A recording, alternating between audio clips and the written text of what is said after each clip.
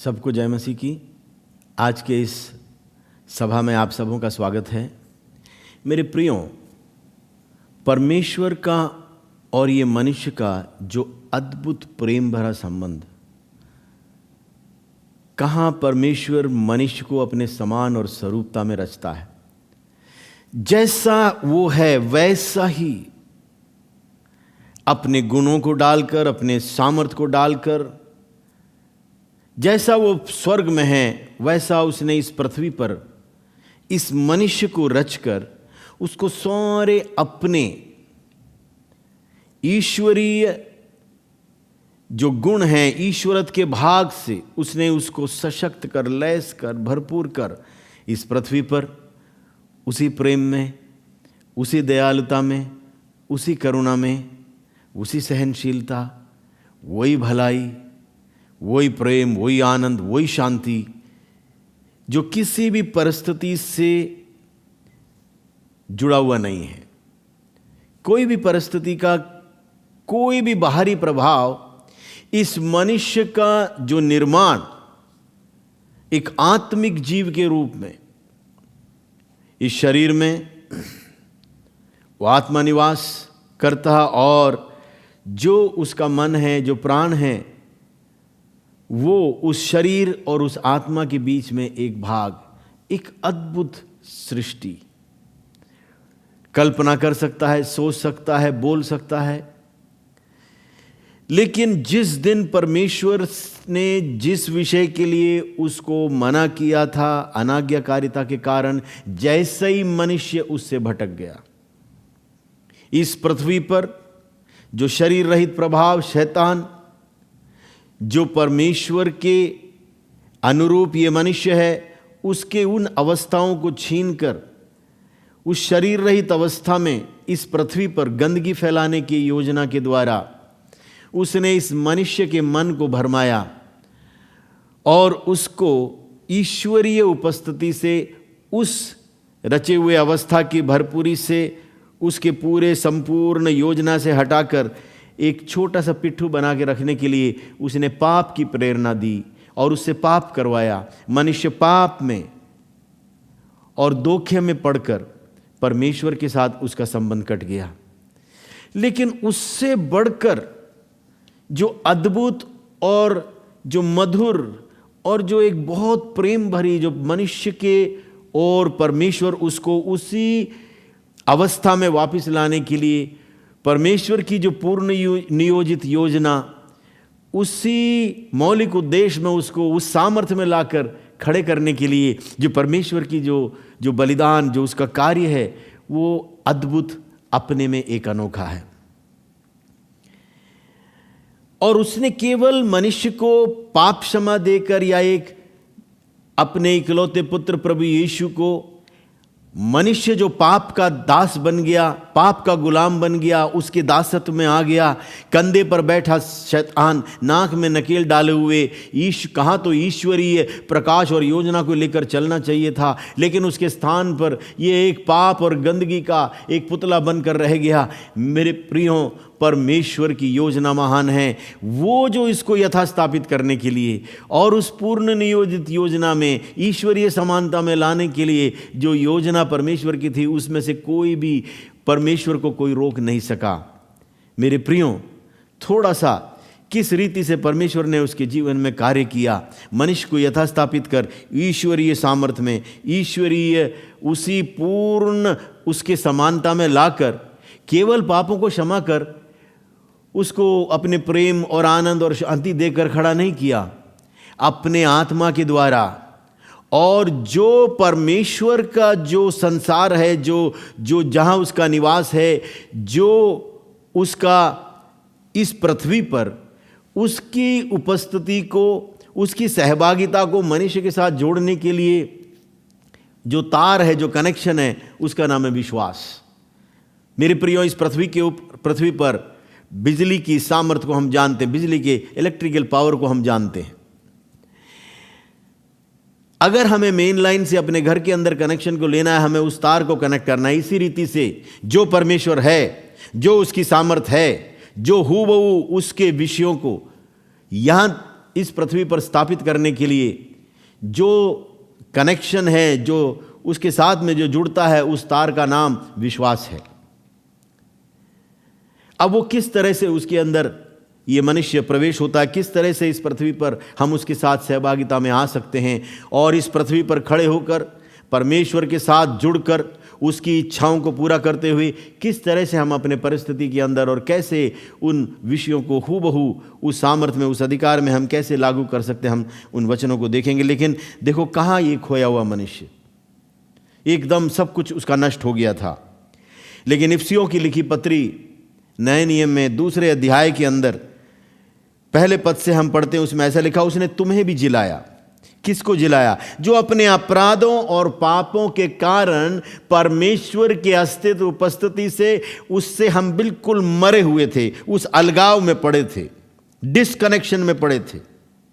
लिखा जिनमें तुम पहले इस संसार की रीति पर, इसका मतलब एक स्वर्गीय रीति है और एक सांसारिक रीति है, और आकाश के अधिकार के हाकिम अर्थात उस आत्मा के अनुसार चलते थे जो अब भी आज्ञा ना मानने वालों में कार्य करता है। मेरे प्रियो, परमेश्वर ने मनुष्य को बनाया, उसने अपने वचन को मनुष्य की भाषा में वो नियम, वो निर्देश उसने दे दिए। क्या इस मनुष्य के लिए अच्छा है, क्या नहीं अच्छा है, मेरे और आपका रचने वाला ही जानता है। एक प्रोडक्ट को बनाते हैं, उसका उत्पादक ही जानता है कि क्या इसके लिए सही है, क्या सही नहीं है। अगर एक उपकरण आपके हाथ में है, वो बिजली से चल, अगर वो उसका जो है उसको पावर देने वाला बिजली है और वो बिजली से अगर चलते हैं, इलेक्ट्रिक पावर से, तो उसके अंदर लिखा होता है, उसके निर्देश पुस्तिका के अंदर, कि इतने बिजली तक, इतने पावर तक ये सही है, अगर इससे ऊपर, अगर 250 से ऊपर चला गया या 240 से ऊपर चला, इसके लिए हानिकारक है। अगर एक मनुष्य के रचे हुए एक वस्तु के लिए, एक प्रोडक्ट के लिए, अगर उसका बनाने वाला एक निर्देश पुस्तिका को देता है कि क्या अच्छा है क्या बुरा, उससे बढ़कर परमेश्वर ने मेरे और आपके लिए सब कुछ इस पृथ्वी पर पूरा कर दिया। लेकिन कहता है ये वो आत्मा जो अब भी आज्ञा ना मानने वालों में कार्य करता है। इसका मतलब अब भी वो कार्य करता है, लेकिन परमेश्वर ने स्वयं इच्छा की शक्ति सबसे बड़े एक भेंट की तरह उसने मेरे और आपके जीवन में दे दिया। उसने भी हमारे नाक पर नकेल डालकर बुराई को ऐसे मत कर, तू सिर्फ अच्छाई में चल, नहीं, उसने स्वयं इच्छा की छूट हमको दे दी, और वो निर्णय लेने का, चुनने का हमको परमेश्वर ने संपूर्ण रीति से मनुष्य को उसने अधिकार दिया। और लिखा है कि परमेश्वर ने हमें जिलाया कैसे? अपने इकलौते पुत्र यीशु। यीशु के नाम का अर्थ है पाप क्षमा देने वाला, उद्धार देने वाला, छुटकारा देने वाला। मेरे प्रियो, अगर इंग्लिश में हम बोलें ड्राइवर, ड्राइवर का अर्थ है गाड़ी चलाने वाला, उसका नाम मिस्टर ड्राइवर सिंह नहीं है। ऐसे ही यीशु बहुतों के उद्धार और छुटकारे के लिए, जो स्वयं स्वर्गीय परमेश्वर, जिसके द्वारा सब कुछ हुआ, जिसके बिना कुछ नहीं हुआ, मनुष्य रूप धारण कर इस पृथ्वी पर आया। आदि में वचन था, वचन परमेश्वर के साथ था, वचन देहधारी हुआ, और प्रभु के वचन में यूहन्ना रचित सुसमाचार में लिखा है, उसके शिष्य ने पवित्र आत्मा के द्वारा, कहते हैं, उसकी हमने ऐसी महिमा देखी जैसे स्वयं परमेश्वर के इकलौते की। मेरे प्रियजनों, शरीर में होकर इसलिए ताकि हमारे पाप जो हमने शरीर में किए उसके छुटकारे के लिए, उसकी कीमत को चुकाने के लिए, ताकि हम इस नाक में पड़े पाप के नकेल और उस पाप के स्वामी के गुलामी, उसके इशारे पर नशा, उसके इशारे पर क्रोध, उसके इशारे पर कत्ल, उसके इशारे पर चोरी, उसके इशारे पर सब कुछ होता था। लेकिन खुशखबरी यह है, सुसमाचार यह है, प्रभु यीशु आकर इस पृथ्वी पर पवित्र लहू को लिए हुए, पाप की गंदगी की जो लहू की हमारी अवस्था थी, उसके बदले उसने अर्ध किनाई, उसने उसको चढ़ा दिया और हमेशा के लिए हमारे पाप और अधर्म की कीमत को चुका दिया। मेरे प्रियो, अगर हम इस विषय को समझते हुए, जानते हुए, अगर हम अपने मुंह से अंगीकार करते हैं, जैसे रोमियो 10:9 में लिखा है कि यदि तू यीशु मसीह को प्रभु जानकर अंगीकार करे और अपने मन में विश्वास करे कि परमेश्वर ने उसे मरों में से जिलाया, तो निश्चय उद्धार पाएगा। ये एक प्रक्रिया हमारे जीवन में, जब हम कहते हैं प्रभु आपने मेरे पापों के बदले अपने प्राणों को दिया और आज मैं आप पर उसका आपके उद्धार और छुटकारे की कीमत का अंगीकार करता हूँ और मैं आज आपको पुकारता हूँ। तंग आ गया मैं इस नाक में नकेल को लिए, ये कंधे पर बैठा हुआ ये पाप का स्वामी जो मुझे गुलामी की ओर, कोई अच्छाई मेरे मन में आती नहीं, सारी कल्पनाएं गंदी, व्यभिचार के, हवस के, नशे के, और ये मुझे गुमराह करा हुआ मेरे जीवन के हर विषय जो प्रोडक्टिव है, जो उत्पादक का है, सकारात्मक है, जिस विषय के लिए परमेश्वर ने मुझे उन्नति, तरक्की के लिए, बढ़ती के लिए बनाया है, मैं उन सब के अंदर पराजित हो रहा हूं। लेकिन यहां पर क्या लिखा है? उसने तुम्हें भी जिलाया। आज जो मेरी वाणी को सुन रहे हैं मेरे प्रियजनों, अगर आप किसी गंदे आदत में हो, आप उससे मजबूर हो, या आपको आवाजें सुनाई देती हों कि आपको गलत डायरेक्शन में ले जाते हों, ऐसा कर, ऐसा कर, ऐसा कर, और आप उसमें मजबूर होकर अगर आप उसके अनुसार चलते हो, तो आज आशा है वो पहले ही हमें उसमें से जिला चुका है, उसकी कीमत चुका चुका है। प्रभु यीशु ने हमारी कीमत को चुका दी। आपको उन वाणियों के इशारे पर उन गड्ढों में जाने की आवश्यकता नहीं, उन लतों में बंद कर पड़े होने की आवश्यकता नहीं। प्रभु यीशु ने हमारी उस कीमत को चुका दिया है। मनुष्य रूप धारण कर इसलिए आया ताकि हमारे पाप और अधर्म जो हमने शरीर में किए हैं उसकी कीमत को चुका दी आए। मेरे प्रियो, अगर बेटा कर्जदार, पिता ने कर्ज चुका दिया तो फिर कर्जदार वो नहीं है। वो हमारा प्रभु, वो हमारे बड़े भाई के रूप में आकर छोटे भाई की हर कर्ज को चुकाकर उसने हमेशा के लिए मुक्त करा दिया। यहाँ पर लिखा है, तुम्हें भी जिलाया जो अपने अपराधों और पापों के कारण मरे हुए थे, जिनमें तुम पहले ही संसार के रीति पर आकाश के अधिकार के हाकिम, उस अंधकार के शरीर रहित प्रभाव, पाप और अधर्म के गंदे विचारों को डालने वाले उसके गुलामी में, दासत में चलते थे, जो आज भी परमेश्वर के आज्ञा के अनुसार नहीं चलते। उनके ऊपर वही नकेल डालकर उनकी वो संचालन करता है। मेरे प्रियो, लेकिन इसमें लिखा है वो उसका कारण क्या है? इनमें से हम भी, इफिसियों 2 अध्याय उसके 3 पद, इनमें हम भी सब के सब पहले अपने शरीर की लालसाओं में दिन बिताते थे। आंखों की अभिलाषा, शरीर की अभिलाषा, जीविका का घमंड, ये सब नरक के भाग हैं, ये परमेश्वर की ओर से नहीं है। और शरीर और मन की इच्छाओं को पूरा करते थे और अन्य लोगों के समान स्वभाव ही से क्रोध की संतान थे। मेरे प्रियो, परमेश्वर की योजना मनुष्य की सृष्टि से ये नहीं था, लेकिन लिखा है 4 पद में, जरा देखिए परमेश्वर के हृदय, परंतु परमेश्वर ने जो दया का धनी है, अपने उस बड़े प्रेम के कारण जिससे उसने हमसे प्रेम किया। ये कैसा प्रेम है जो अपने आप को बलिदान करने के लिए। मेरे प्रियो, भले मनुष्य के लिए कोई अपना प्राण देने के लिए तैयार नहीं होता। बुरे मनुष्य के लिए कौन अपने आप को बलिदान करेगा? कौन पाप और गंदगी और निंदा, चोरी, चकारी, व्यभिचार, झूठ, कत्ल, ये सारे विषयों को उसने हमारे ऊपर जो दाग लगे थे वो अपने ऊपर ले लिया। ये शरीर रहित दुष्टता का प्रभाव जो इस पृथ्वी पर शैतान, इसका काम क्या है? आपसे गलत काम करवाता है और परमेश्वर की उपस्थिति में कहता है ये उद्धार नहीं पाना चाहिए, इसकी कोई भलाई इसके साथ ना हो, ये चोर है, ये व्यभिचारी है, ये ऐसा है, ये दोषारोपण की अवस्थाएं। मेरे प्रियो, लेकिन क्या हुआ? परंतु परमेश्वर ने जो दया का धनी है, उसने उस बड़े प्रेम के कारण जिससे उसने हमें प्रेम किया, जब हम अपराधों के कारण मरे हुए ही थे तो हमें मसीह के साथ जिलाया। अनुग्रह से हमारा उद्धार हुआ है। वो मसीह हमारे लिए दंडित हुआ, वो प्रभु यीशु हमारे लिए बलिदान हुआ। पाप की मजदूरी मृत्यु उसने अपने ऊपर ले लिया। और लिखा है, जैसे प्रभु यीशु मसीह जी उठा, उसमें हमें भी जिलाया। यानी जब कीमत चुका दी गई, जब कर चुका दिया गया, उसमें से हम भी निकल गए, हम भी उठाए गए। और 6 पद के अंदर वो कुंजी है, लिखा है इफिसियों 2:6 में, और मसीह यीशु में उसके साथ उठाया और स्वर्गीय स्थानों में उसके साथ बिठाया। वाह, क्या अद्भुत कहानी, क्या अद्भुत योजना। परमेश्वर ने एक ही झटके से अपने ही खिलौते, अपने अति प्रिय, जिसमें पवित्र लहू, वो लेकर इस पृथ्वी पर आकर हमारे लिए उसने सब कुछ उंडेल दिया, आखिरी कतरा लहू तक। सिर पर कांटों का सेरा, पीठ पर 1 कम 40 कोड़े, हाथों पैरों में कील, पसली में पंजर में भाला।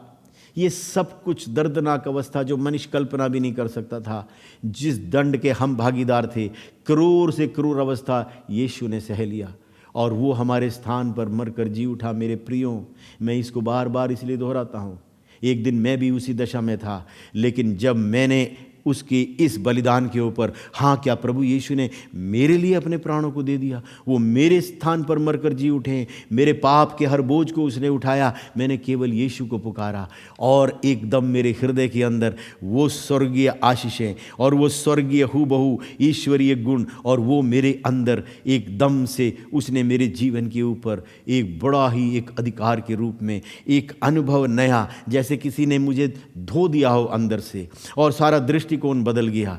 जो कुछ क्रूरता का था, जो निर्दयता का था, जो वो सारी बातें वो हटकर एक बड़ी ऐसी शांति जिसकी हम कल्पना भी नहीं कर सकते, वो परमेश्वर ने हमारे जीवन में कर दिया। अगर ऐसा है आपका भी यही अनुभव, वो कहता उसने हमें भी जो अपराधों में मरे हुए दशा में थे मसीह के साथ जिलाया और मसीह यीशु के साथ उसके साथ उठाया और स्वर्गीय स्थानों में उसके साथ बिठाया। नरक में नहीं, नरक की अवस्था में नहीं, दुविधाओं में नहीं, एक ऐसी उभार, एक स्वर्गीय अवस्था में। और मेरे प्रियो, लिखा है कि वह अपनी उस कृपा से जो मसीह यीशु में हम पर है, आने वाले समयों में अपने अनुग्रह का असीम धन दिखाए, क्योंकि विश्वास के द्वारा अनुग्रह ही से तुम्हारा उद्धार हुआ है, और ये तुम्हारी ओर से नहीं वरन परमेश्वर का दान है।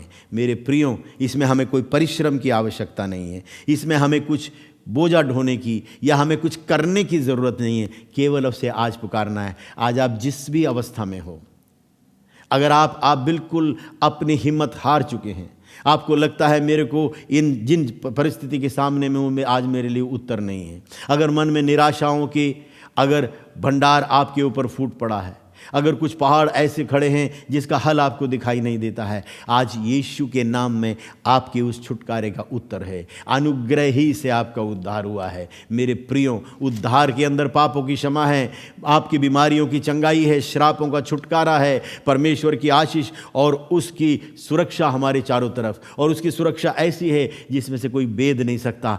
मेरे प्रियो, जितना ही गड्ढे के अंदर निराशा में और पाप में और हमें अपने मन के अंदर दोषारोपण की, उतना ही छुटकारा, उतना ही आनंद, और हम उसकी मधुर वाणी को अपनी आत्मा में सुन सकते हैं। मेरे प्रिय, उसके आत्मा के द्वारा हमारे सोच और कल्पना से कहीं बढ़कर जिस मौलिक उद्देश्य के लिए परमेश्वर ने हमारी रचना की है, वो हमारे जीवनों में पूरा होता है।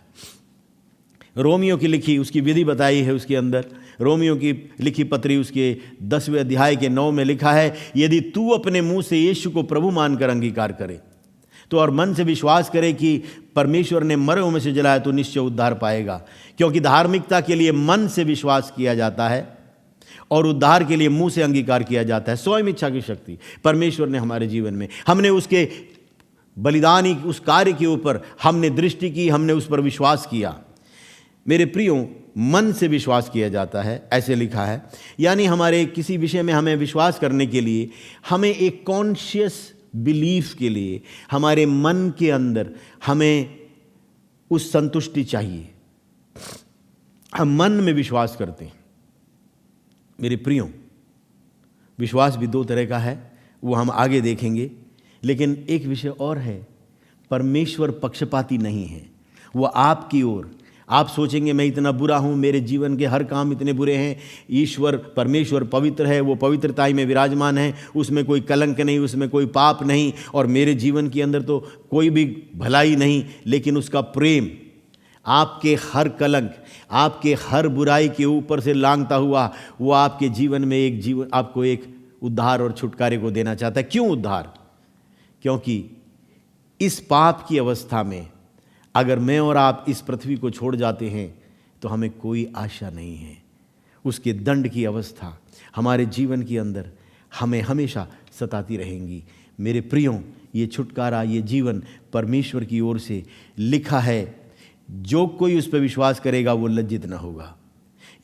कोई भी ये या वो नहीं, कहता है प्रभु सब का प्रभु है और सब उसके नाम लेने वाले जितने हैं उन सब के लिए वो अत्यंत उदार है, जेनरस है, वो उनके प्रति धनी है, उनके प्रति संपन्न है। आज आपके जीवन के अंदर जो घटी है, जो आनंद का, जो प्रेम का, जो शांति का, जो भी विषय है, उसका पूरा संपूर्ण परिपूर्णता परमेश्वर के पास है। मेरे प्रियों, कुछ ना होते हुए भी ऐसे लगता है कि हमारे पास कोई कमी नहीं है, वो तसल्ली, वो तृप्ति हमारे जीवन के अंदर।